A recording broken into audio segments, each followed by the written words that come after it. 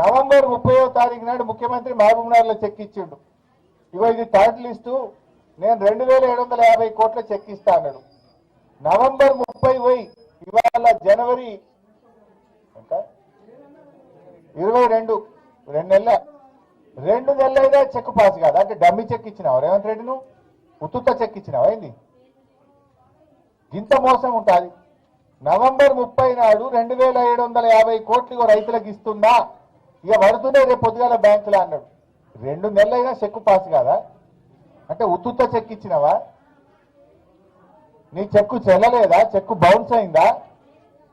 Revanth Reddy cheque bounce అయితే మరి ప్రభుత్వానికి ఇజ్జతే లేనట్టుగా. మరి అంటే నువ్వు మోసం చేద్దామని చెక్ ఇచ్చినావా? నిజంగా ఎందుకు చెక్కు పాస్ కాలేదో ఇలా ప్రభుత్వం సమాధానం చెప్పాలి. నవంబర్ 30 నాడు రైతుల మీటింగ్ పెట్టి చప్పట్లు కొట్టించుకున్నావు నువ్వు. ఆ రోజు ఇక చెక్ ఇస్తున్నా 2750 కోట్లు అన్నావు. చప్పట్లు కొట్టించుకుంటేవి, ఊరిస్తేవి, అవతల పట్టివి. మరి ఏమైంది ఆ చెక్కు? ఎందుకు పాస్ కాలేదని అడగవా? నీకు బాధ్యత లేదా? ఫైనాన్స్ మినిస్టర్కు బాధ్యత లేదా?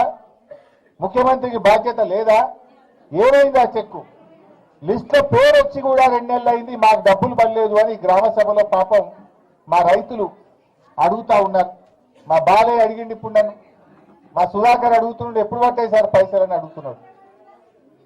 అంటే ఈ ప్రభుత్వానికి చిత్తశుద్ధి లేదు, రైతులంటే ప్రేమ లేదు. అబద్ధాల పునాదుల మీద అధికారంలోకి వచ్చి పాలనలో కూడా అబద్ధాల పరంపరను కొనసాగిస్తున్న ప్రభుత్వం ఈ కాంగ్రెస్ ప్రభుత్వం. మోసాలు తప్ప నిజాయితీ లేదు, నీతి లేదు ఈ ప్రభుత్వానికి. సో ఇప్పటికైనా రుణమాఫీ మీద వైట్ పేపర్ రిలీజ్ చేయండి. ఎంతమందికి చేసిండ్రు, ఇంకెంతమందికి చేయాలి, ఎప్పట్లోగా చేస్తారో చెప్పండి. రోజుకొక రైతు పిట్టల్లాగా రాలిపోతా ఉన్నారు. నిన్న 3 రైతులు రాష్ట్రంలో ఆత్మహత్య చేసుకున్నారు. రోజు రైతులు చనిపోతుంటే కూడా ఈ ప్రభుత్వానికి చీమగుట్టినట్టు కూడా లేదు, కనికరం లేదు.